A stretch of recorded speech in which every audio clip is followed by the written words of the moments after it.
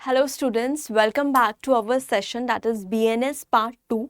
तो आज हम करने वाले हैं बीएनएस पार्ट 2 के टर्मिनोलॉजीज़ को कवर।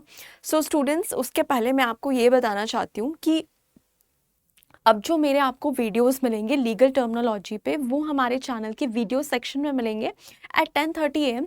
तो आप मुझसे वहाँ अब जुड़ना मत भूलिएगा। सो हेलो एवरीवन, मैं Muskaan and I welcome you all to our YouTube channel study IQ after LLB। So students, चलिए हम स्टार्ट करते हैं, आज की टर्मिनोलॉजी सीखते हैं। जैसे कि लास्ट क्लास में मैंने कुछ वर्ड्स आपके साथ डिस्कस किए थे, लाइक इंटेंशन, मोटिव, मैलिस, और आज हम कुछ नए वर्ड्स को सीखेंगे that is mens rea, actus reus, जो कि एक बहुत ही ज़्यादा इंपॉर्टेंट रोल प्ले करते हैं भारतीय न्याय संहिता में। किसी पर्सन की लायबिलिटी को फिक्स करने के लिए ये टर्म्स हमें समझना बहुत ज़्यादा ज़रूरी है। तो चलिए हम स्टार्ट करते हैं, बट उससे पहले अगर आप मुझसे जुड़ना चाहते हैं टेलीग्राम पर, तो आप मुझसे जुड़ सकते हैं जुडिशरी बाय मुस्कान को टाइप करके, या फिर इस स्कैनर कोड का भी यूज़ करके आप मुझसे जुड़ सकते हैं और इन सेशंस की PDF वहाँ पे ले सकते हैं। चलिए, तो this is as I have told you कि ये हमारा आज पार्ट 2 है, ठीक है। तो चलिए, आज का जो हमारा वर्ड ऑफ द डे है दैट इज़ कॉमन लॉ। ठीक है, आज हम देखेंगे नॉर्मली कि हम कॉमन लॉ की इतनी बात करते हैं, कॉमन लॉ से डिराइव क्या है, बट एक्चुअली कॉमन लॉ क्या होता है। ठीक है, चलिए, तो हम चलते हैं अपने फर्स्ट वर्ड पे। फर्स्ट वर्ड है हमारा बेटा यहाँ पे, it refers to the guilty mind और the mental element. Guilty mind और the mental element required to establish the criminal liability. अब देखो बेटा, इस चीज को समझने से पहले हम ये समझते हैं, यहाँ पे बात की जा रही है मेंस रिया की। ठीक है, अब किसी पर्सन की लायबिलिटी को फिक्स करने के लिए दो चीज जरूरी है BNS में।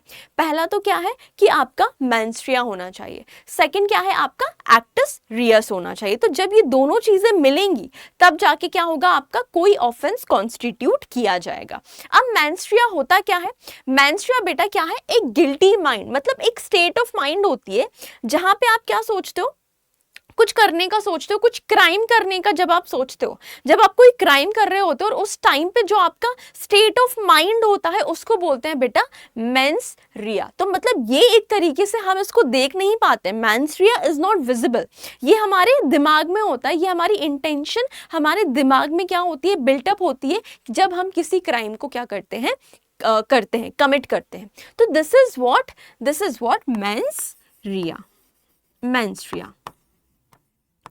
जिसको बेटा हिंदी में बोलते हैं आपराधिक मनः स्थिति।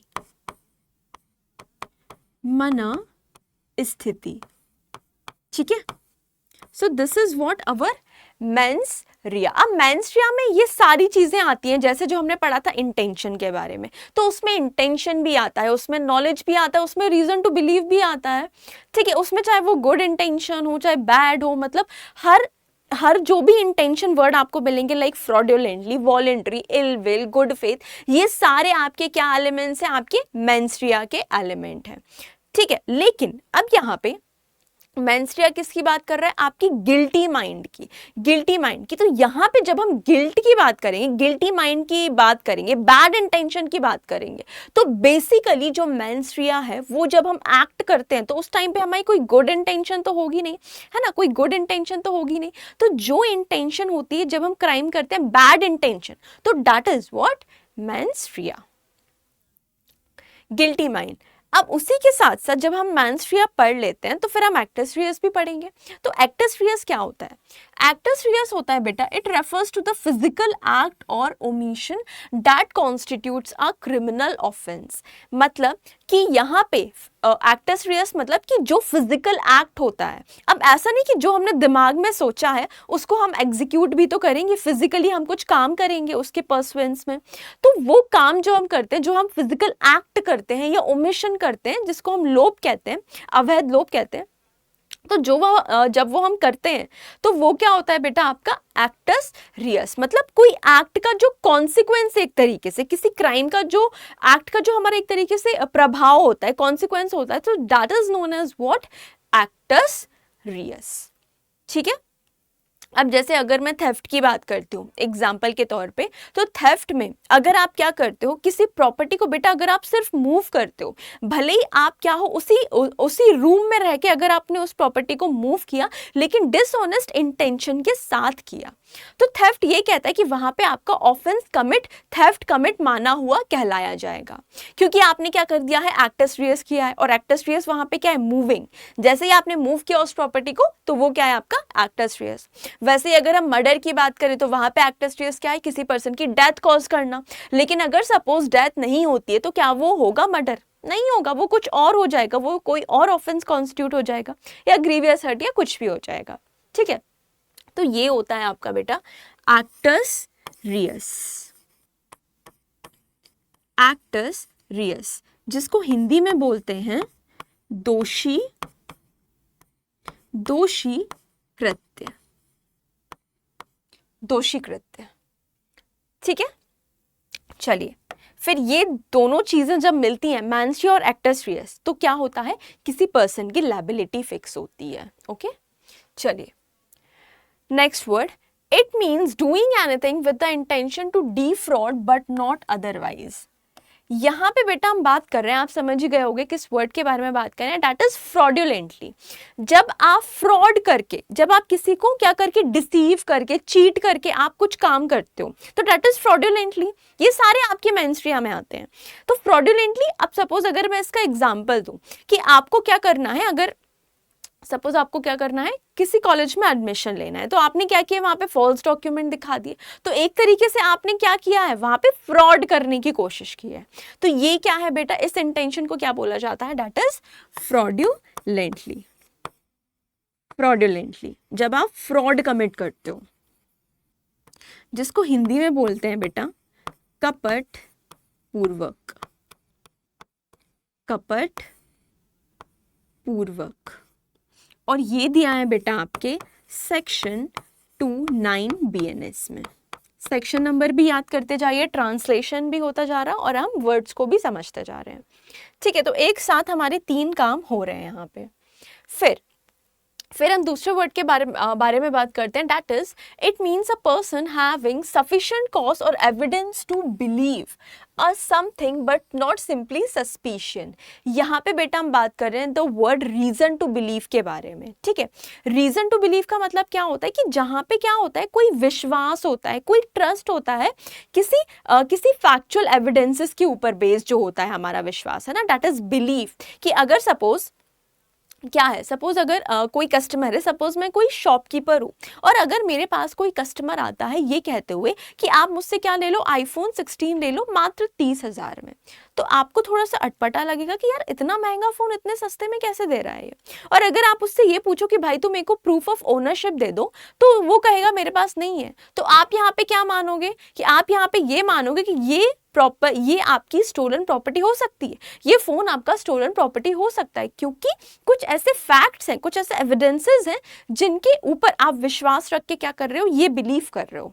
तो दैट इज व्हाट, इसको बोलते हैं बेटा reason to believe. Reason to believe, ठीक है, जिसको हिंदी में बोलते हैं विश्वास करने का कारण, विश्वास करने का कारण। ठीक है, और ये दिया है, ठीक है, reason to believe that is विश्वास करने का कारण। ठीक है, चलिए फिर हम चलते हैं अपने नेक्स्ट वर्ड पे, that is it includes supplying a person with shelter, food, drink, money, clothes, supplying arms, ammunition or means of conveyance or the assisting a person by any means to evade apprehension। देखो बेटा यहाँ पे आप क्या कर रहे हो, harbour मतलब किसी की हेल्प करना। अब किसी की क्या मतलब है, किसी की भी हेल्प करना हार्बर होगा?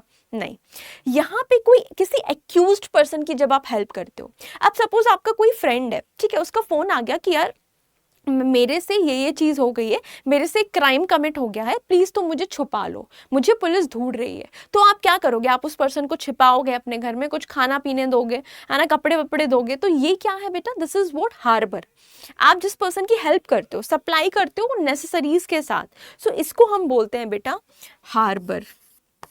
और किस इंटेंशन के साथ हार्बर किया जाता है, ताकि एप्रीहेंशन को इवेड किया जा सके, मतलब उसका एप्रीहेंशन ना हो, उसको पुलिस पकड़ के ना ले जाए, इसी वजह से तो आप उसको हेल्प करते हो ना। तो दिस इज व्हाट हार्बर, जिसको हिंदी में बोलते हैं बेटा संश्रय। क्या बोलते हैं, संश्रय। ये दिया है आपका 213 BNS। ठीक है, चलिए, so moving on to our next word, that is any harm whatever illegally caused to any person in body, mind, reputation और property। अब यहाँ पे आप समझ गए होंगे मैं किस वर्ड के बारे में बात कर रही हूँ, मैं बात कर रही हूँ द वर्ड इंजुरी के बारे में। ठीक है, इंजुरी मतलब जब आप किसी को कोई हार्म पहुंचाते हो, किसी को कोई क्षति पहुंचाते हो, है ना। लेकिन अब जनरली अगर देखें तो इंजरी मतलब लोग समझते हैं कि सिर्फ फिजिकल इंजरी से होता है, नहीं, फिजिकल इंजरी नहीं बेटा। यहाँ पे देखो 4 वर्ड्स यहाँ पे मेंशन है, ऐसा हार्म जो आप क्या करते हो, बॉडी मतलब यहाँ पे ये हो गया आपका फिजिकल, ये हो गया आपका फिजिकल इंजरी। लेकिन इसके साथ साथ फिजिकल इंजरी मतलब कि जो भी आप ग्रीवियस हर्ट करते हो, कोई खरोच वरोच कर दी, कुछ भी, तो this is what physical injury. Mind मतलब मेंटल एलिमेंट, जब आपको कोई मेंटल डिस्ट्रेस होता है, कोई नर्वस शॉक हो गया, ठीक है, तो ये सारी आपकी क्या है, आपके माइंड को अफेक्ट कर रही है, तो this is what mental injury. Reputation, जब आपकी रेप्यूटेशन को कोई हार्म पहुंचा रहा है तो उसको क्या बोलते हैं, डिफेमेशन बोलते हैं, जब आपकी रेप्यूटेशन को कोई हार्म पहुंचाता है तो।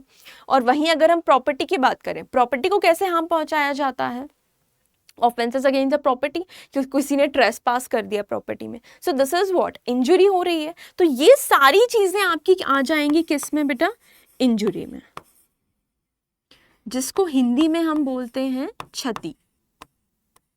हिंदी में क्या बोलते हैं, क्षति। ठीक है, और ये दिया है आपका 214 BNS। ठीक है बच्चे, चलिए, सो फिर हाँ, ये हो गए हमारे आज के वर्ड्स। तो हम देख लेते हैं कि कॉमन लॉ का मतलब क्या होता है। तो बेटा कॉमन लॉ ना एक तरीके से कोई ऐसा रिटन लॉ नहीं है। कॉमन लॉ एक ऐसा लॉ है जो किसके थ्रू डेवलप किया गया है, हमारे जुडिशियल प्रेसिडेंट्स के थ्रू क्या किया गया है, डेवलप किया गया है। जो भी कोर्ट्स के द्वारा जजमेंट दिए जाते हैं, ठीक है, जो भी कोर्ट्स के द्वारा जजमेंट दिए जाते हैं, जब वो एडजुडिकेट करते हैं किसी मैटर को जब वो सुनते हैं, तो उस टाइम पे जो लॉ इवॉल्व होता है, that is known as your common law, जो जुडिशियल प्रेसिडेंट्स के थ्रू क्या होता है, इवॉल्व होता है, और फिर हम उनको मानने लगते हैं, अपने बाकी जजमेंट्स में भी हम मानने लगते हैं, हम उनको पढ़ने लगते हैं। तो ये फिर क्या है, ये हमारा है, इट इज कॉमन लॉ। ठीक है, सो दिस इज सिंपल। तो आई होप आपको अब क्लैरिटी आई होगी इन वर्ड्स में बेटा।